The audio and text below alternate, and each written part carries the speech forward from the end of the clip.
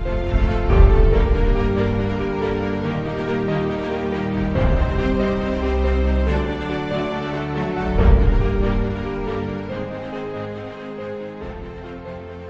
அன்பான வாலிப பிள்ளைகளே, உங்கள் அனைவருக்கும் ஆண்டவர் இயேசுவின் நாமத்திலே அன்பின் வாழ்த்துக்கள்.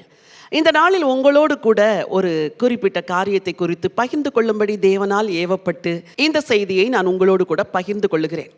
பல வேளைகளில் உங்கள் குடும்பங்களில் பெற்றோர் உங்களை குறித்து பல காரியங்களை குற்றமாய் சொல்லுகிறார்கள், அப்படித்தானே? அவர்கள் குற்றமாய் சொல்ல உங்களுக்கு அது பிடிக்காதிருக்க, இப்படி குடும்பத்திலே பெற்றோருக்கும் பிள்ளைகளாகிய உங்களுக்கும் இடையே ஒரு பெரிய பிளவே வந்துவிட்டது இந்த நாட்களில். என்னதான் பெற்றோர் குற்றம் சொல்லுகிறார்கள்? உங்களை குற்றம் சொல்ல வேண்டும் என்று அவர்களுக்கு ஆசையா, இல்லை உங்களை குறை பார்க்க வேண்டும் என்று அவர்களுக்கு விருப்பமா? இல்லையே, அவர்கள் ஏதோ ஒன்றை சொல்லுகிறார்கள். அதை ஏற்றுக்கொள்ளக்கூடிய மனநிலைமை உங்களுக்கு இல்லாதபடினாலே பல வேளைகளில் இந்த பிளவுகள் பெற்றோருக்கும் பிள்ளைகளுக்கும் இடையே நீடித்த நாட்களாக இருக்கிறது. நான் பல பெற்றோரை பார்த்து கேட்டேன், உங்கள் பிள்ளைகளை குறித்து நீங்கள் என்ன சொல்லுகிறீர்கள் என்று. அவர்கள் முதலாவது சொல்லுகிற காரியம் என்ன தெரியுமா? பொறுப்பே கிடையாது என் பிள்ளைக்கு என்று சொல்லுவார்கள். எனக்கு அதை கேட்டு சற்று அதிர்ச்சியாக இருக்கும். ஆனால் அவர்கள் விளக்கத்தை கொடுக்கும் பொழுது, ஆம், இவர்கள் பொறுப்பில்லாததான் நடக்கிறார்கள் என்று நான் புரிந்து கொண்டேன். இன்றைக்கு இந்த செய்தி உங்களை குற்றப்படுத்துவதற்காகவோ உங்களிலே குறை கண்டுபிடிப்பதற்காகவோ நான் உங்களோடு கூட பேசவில்லை. இந்த செய்தியை கேட்டுவிட்டு சற்றாவது நீங்கள் மாறுவீர்கள் என்றால் உங்கள் குடும்பத்துக்கு நீங்கள் ஆசீர்வாதமாக இருப்பீர்கள் என்பதில் எந்தவித ஒரு சந்தேகமே இல்லை.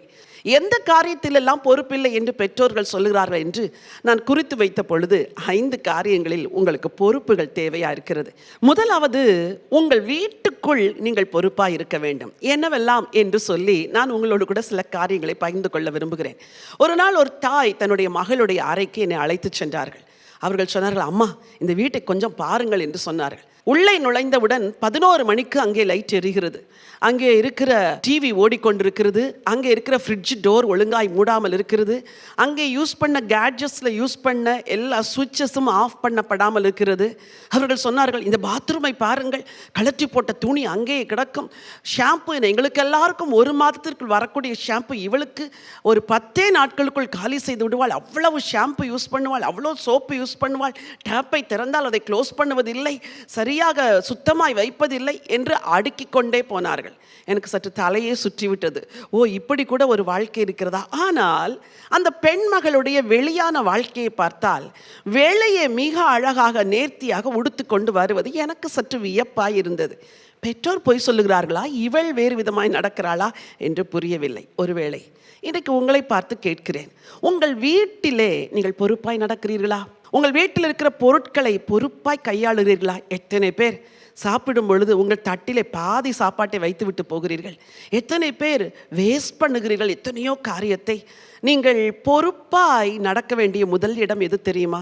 உங்கள் வீடு. உங்கள் வீட்டில் உங்கள் பெற்றோர் கஷ்டப்பட்டு சம்பாதித்து உங்களுக்கு எல்லா வசதிகளையும் செய்து கொடுத்திருக்கும் பொழுது நீங்கள் பொறுப்பில்லாமல் நடப்பது எப்படி? தாவீது என்ற ஒரு வாலிபன் இருந்தான். அவன் தன் வீட்டுக்கு அடுத்த காரியத்தில் மிகவும் பொறுப்புள்ளவனாயிருந்தான்.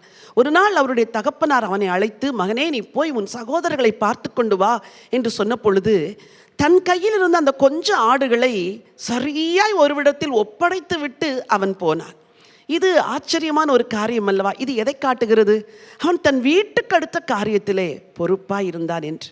இன்றைக்கு நீங்கள் உங்கள் மனதில் கை வைத்து, வீட்டில் உள்ள காரியத்தில் நான் பொறுப்பாக இருக்கிறேனா, நான் என்னை மாற்ற வேண்டிய விஷயம் இது என்று கொஞ்சம் சோதித்து உங்களை மாற்றிக்கொள்வீர்கள் என்றால் உங்கள் பெற்றோர்கள் உங்களை குறித்து சந்தோஷப்படுவார்கள் தானே. 2வதாக, நீங்கள் உங்கள் நேரத்தில் பொறுப்பாக இருக்க வேண்டும். எத்தனை மணிக்கு படுக்கிறீர்கள், எத்தனை மணிக்கு எழும்புகிறீர்கள்? உங்களின் ஒரு நாளை குறித்த உங்களுக்கு ஒரு டைம் டேபிள் உண்டா? இவ்வளவு நேரத்திற்கு எழும்ப வேண்டும், இந்த நேரத்தில் படுக்க வேண்டும், இதெல்லாம் செய்ய வேண்டும், இதையெல்லாம் படிக்க வேண்டும் என்ற கால்குலேஷன் உங்களுக்கு இல்லாதபடியால் இள வயதின் பெரும்பான்மையான நாட்கள் அநேகருக்கு வீணாக போய்விடுகின்றது. சிலர் எதையுமே செய்யாமல் சும்மா உட்கார்ந்திருப்பார்கள். ஒரு வாலிபன் ஒரு நாள் ஒரு பேப்பரை கட் பண்ணி போட்டுக்கொண்டே இருந்தான். தம்பி, என்ன செய்கிறாய்? நான் சும்மா உட்கார்ந்து பேப்பரை கட் பண்ணுகிறேன் ஆண்டி என்று சொன்னான். பாருங்கள், சும்மா உட்கார்ந்து பேப்பரை கட் பண்ணதில் ஏதாவது பிரயோஜனம் இருக்கிறதா?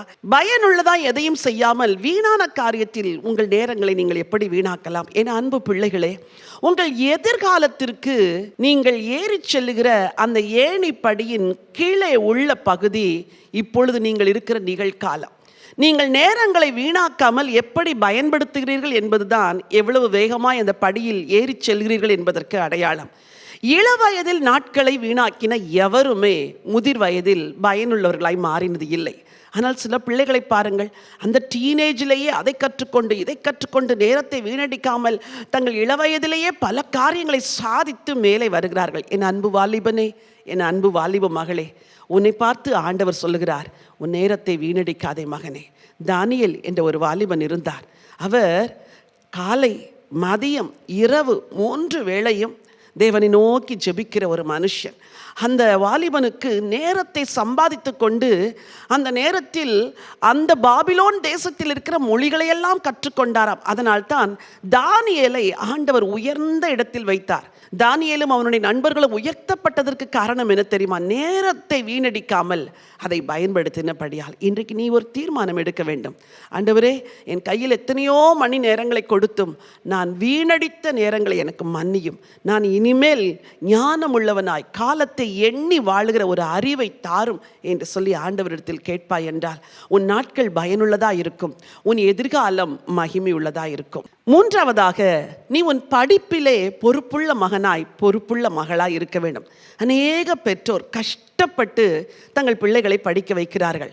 நன்றாய் படிக்க வேண்டும் என்று பல பெற்றோர்கள் தங்கள் தகுதிக்கு மிஞ்சி பிள்ளைகளை இங்கிலீஷ் மீடியம் ஸ்கூலிலே சேர்க்கிறார்கள். எதற்கு தெரியுமா?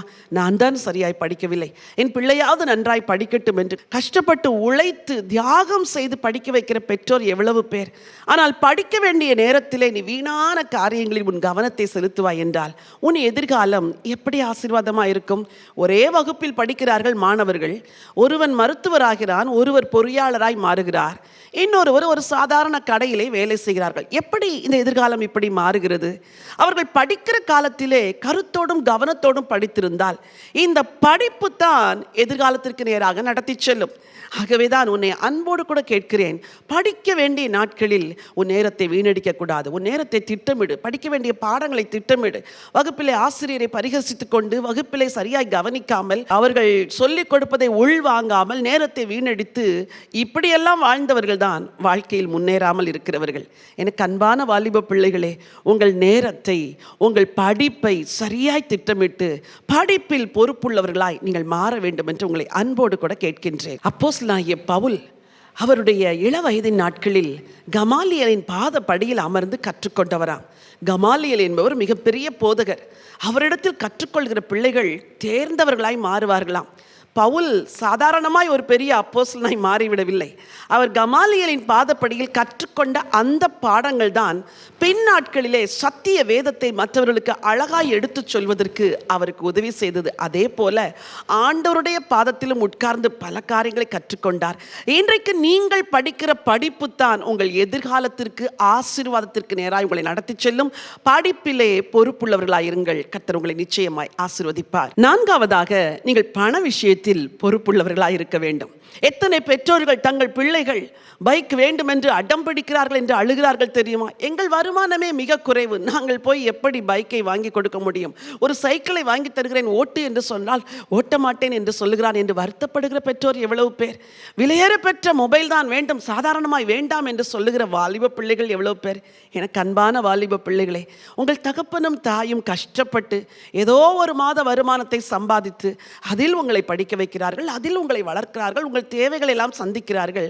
இப்படி உங்கள் தகுதிக்கு மிஞ்சிய பொருட்களை கேட்டு நீங்கள் ஏன் வீட்டில் அடம் பிடிக்க வேண்டும்?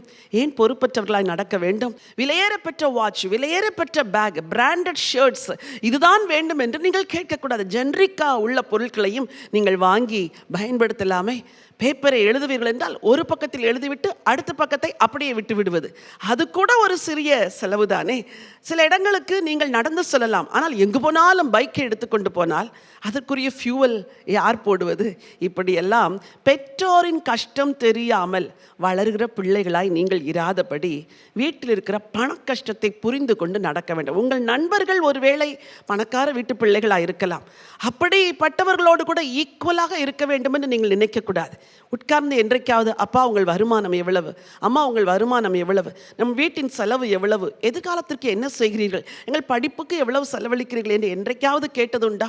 சம்பாதிக்கிறீங்க தானே, கொடுங்க என்று சண்டை தான் போடுகிறீர்களே ஒழிய பெற்றோரின் வருமானம் இவ்வளவு தான், அதற்குள் தான் நாம் வாழ வேண்டும் என்று நீ ஒரு நாளும் திட்டமிட்டதில்லையே மகனே. இன்றைக்கு ஒரு தீர்மானம் எடு.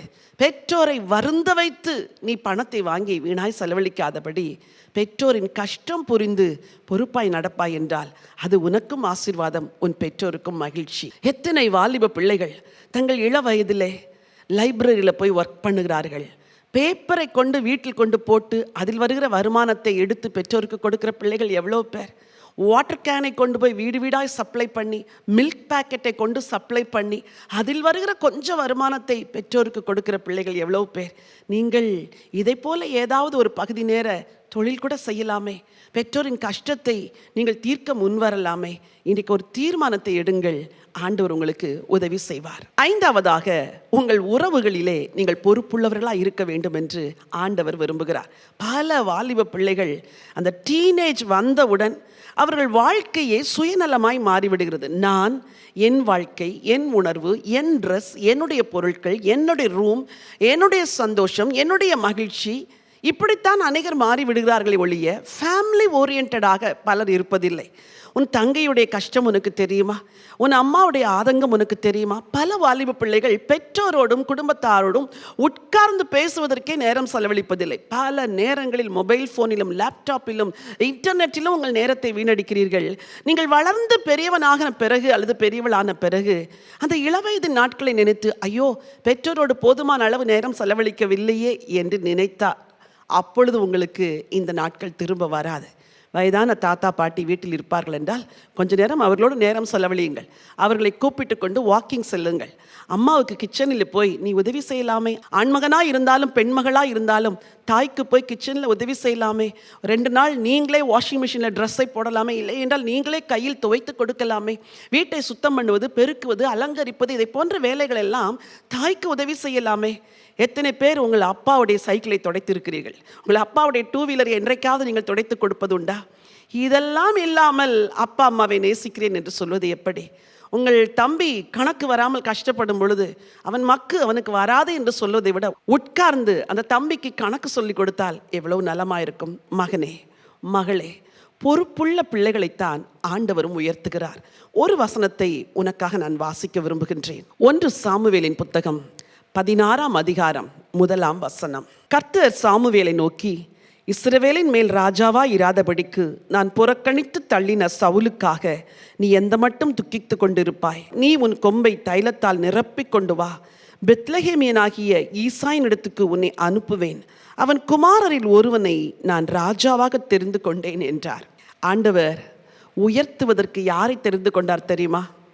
ஆடுகளின் பின்னாக சென்று தன் வீட்டில் உள்ள ஆடுகளை பொறுப்பாய் மேய்த்த தாவீதைத்தான் தெரிந்து கொண்டார். அப்பா அவனை அழைத்து நீ போய் உன் சகோதரர்களை பார்த்து விசாரித்து விட்டு வா என்று சொன்ன பொழுது பொறுப்பாய் தின்பண்டங்களை எடுத்துக்கொண்டு சகோதரர்களுக்கு கொண்டு கொடுத்தானே, அந்த தாவீதைத்தான் தேவன் உயர்த்தினார். இதே தாவீது தான் வனாந்தரங்களில் அலைந்து கொண்டிருந்த பொழுது தன் பெற்றோரையும் கூட அழைத்து கொண்டு போனான். தேவன் எதை பார்த்து தாவீதை உயர்த்தினார் தெரியுமா? அவனுடைய பொறுப்புள்ள இருதயத்தை பார்த்து. என் அன்பு வாலிப பிள்ளைகளே, இன்றைக்கு ஒரு தீர்மானத்தை எடுங்கள். உங்கள் வீட்டிலே பொறுப்பாயிருங்கள், உங்கள் நேரத்தில் பொறுப்பாயிருங்கள், உங்கள் படிப்பிலே பொறுப்பாயிருங்கள், பண விஷயத்தில் பொறுப்பாயிருங்கள், குடும்ப உறவுகளிலே பொறுப்பாயிருங்கள். இன்றைக்கு நீங்கள் பொறுப்புள்ளவர்களாய் இருக்கும் பொழுது இந்த தாவீதை ராஜாவாய் உயர்த்தினது போல தேவனும் உங்களை நிச்சயமாய் உயர்த்துவார். அப்படிப்பட்ட ஆசீர்வாதங்கள் உங்களுக்கு உண்டாக வேண்டும் என்று சொல்லி உங்களுக்காக நான் ஜெபிக்க விரும்புகிறேன். அன்புள்ள ஆண்டவரே, பரலோக பிதாவே, என் வார்த்தையை கேட்ட ஒவ்வொரு வாலிப மகனுக்கும் ஒவ்வொரு வாலிப மகளுக்குமாக நான் ஜெபம் செய்கிறேன். பெற்றோர்கள் இவர்களை குறித்து பல விஷயங்களில் மனத்தாங்கலோடு கூட இருந்தாலும் இன்றைக்கு நீர் இவர்களோடு கூட பேசி இருக்கிறீர் என்று நான் நம்புகிறேன். ஆண்டவரே, பெற்றோரோடு வாழுகிற கொஞ்ச வருஷங்களில் பொறுப்பாய், உண்மையாய், உத்தரவாதமாய், அன்போடு கூட கரிசனையோடு கூட நடந்து கொள்கிற ஒரு இருதயத்தை உம்முடைய பிள்ளைகளுக்கு தாங்கப்பா. எத்தனையோ பிள்ளைகள் சுயநலமாய் வாழ்ந்து பெற்றோரை எதிரிகளாய் நினைத்து வாழுகிறார்களே, அந்த நிலைமை இல்லாதபடி உம்முடைய பிள்ளைகள் சுயநலத்தை வெறுத்து தங்களுக்காய் தியாகம் பண்ணுகிற பெற்றோருக்காய், குடும்பத்தாருக்காய், தங்களுடைய மூத்த தாத்தா பாட்டிக்காக, அவர்கள் மேல் அன்பு செலுத்துவதற்காக வாழுவதற்கு இவர்களுக்கு பொறுப்புள்ள இருதயத்தை தரும்படி அச்சபிக்கிறேன் ஐயா. எவ்வளவோ கடினமாய் உழைத்து இந்த பிள்ளைகளுக்கு எல்லா நன்மைகளையும் தருகிற இந்த பெற்றோர் சந்தோஷப்படும்படி இன்றைக்கு ஒரு மாற்றம் என் அன்பு பிள்ளைகளுடைய உள்ளத்தில் உண்டாகட்டும் அப்பா. பொறுப்பாய் தன் வீட்டில் நடந்து கொண்ட தாவீதை தேசத்தின் மேல் ராஜாவாய் உயர்த்தினரே. பொறுப்பாய் நடந்து கொண்ட தானியேலை தேசத்தின் மேல் உயர்த்தினரே. பொறுப்பாய் நடந்து கொண்ட எஸ்தரை ஆண்டவர் தேசத்தில் உயர்த்தினரே. பொறுப்பாய் நடந்து கொண்ட யோசேப்பை ஆண்டவர் தேசத்தில் உயர்த்தினரே. அதே போல எதிர்காலத்தில் உயர்த்தப்படும்படிக்கு இந்த நிகழ்காலத்தில் தன் பெற்றோருக்கு அடங்கி வாழவும், குடும்பத்தை விசாரிக்கவும், கரிசனையாய் நேசிக்கவும் இந்த பிள்ளைகளுக்கு ஒரு புதிய இருதயத்தை தர வேண்டும் என்று நான் ஜெபம் பண்ணுகிறேன். உடைய பிள்ளைகளை ஆசீர்வதிங்கப்பா, பலப்படுத்துங்க, எதிர்காலத்தில் உயர்த்துங்க ஆண்டவரே. இரட்சகர் இயேசுவின் நாமத்தில் ஜெபிக்கிறேன் ஜீவனுள்ள நல்ல பிதாவே, ஆமேன், ஆமேன். என் அன்பு வாலிப மகன்களே, அன்பு வாலிப மகள்களே, இந்த செய்தி உங்களுக்கு ஆசீர்வாதமாக இருந்திருக்கும் என்று ஆண்டவருக்குள் நம்புகிறேன். இனிமேல் உங்கள் பெற்றோர் உங்களை பொறுப்பற்ற பிள்ளைகள் என்று சொல்ல மாட்டார்கள். என் பிள்ளை பொறுப்பாய் மாறிவிட்டது என்று எல்லாருக்கும் சாட்சி சொல்ல போகிறார்கள். அந்த சாட்சி உங்களுக்கு உண்டாக வேண்டும் என்று மனதார உங்களை வாழ்த்துகிறேன். God bless you.